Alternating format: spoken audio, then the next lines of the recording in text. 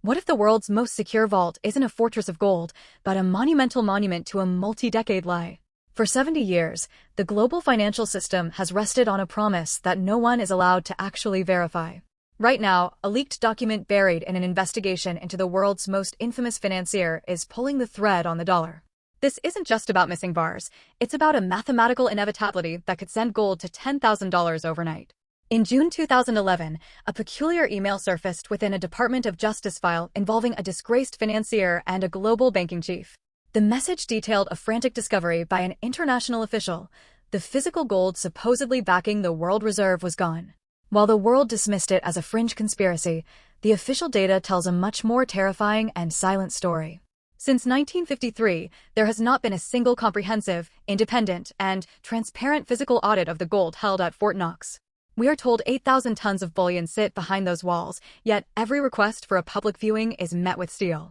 Even the most powerful figures who promised to open the doors in 2025 have suddenly, and quite conveniently, gone completely silent. This silence is a signal that the gold may have been leased out to central banks decades ago to suppress prices. If the physical gold is missing, the paper contracts representing that gold become the greatest financial fraud in human history. Meanwhile, an Eastern giant has been quietly draining the global market, accumulating physical bars while selling off Western debt paper. They aren't playing the short-term game. They are preparing for a grand reset where gold is revalued to balance the books.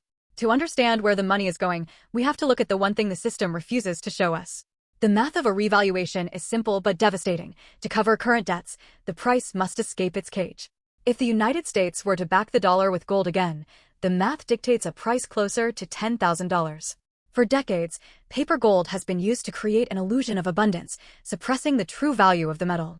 For every one physical ounce of gold in a vault, there are hundreds of digital claims owned by different investors. This is a game of musical chairs played with the world's wealth, and the music is starting to skip. Central banks across the globe have stopped selling and started hoarding at a pace not seen since the 1960s. They aren't buying because they like the shine. They are hedging against a total collapse of the fiat experiment. When the IMF chief reportedly discovered the gold was gone, he wasn't just worried about a missing shipment. He realized the collateral for the entire global lending system might be a hollow shell filled with promises. Think of the US Treasury as a giant bank that hasn't allowed an audit of its primary asset in a lifetime.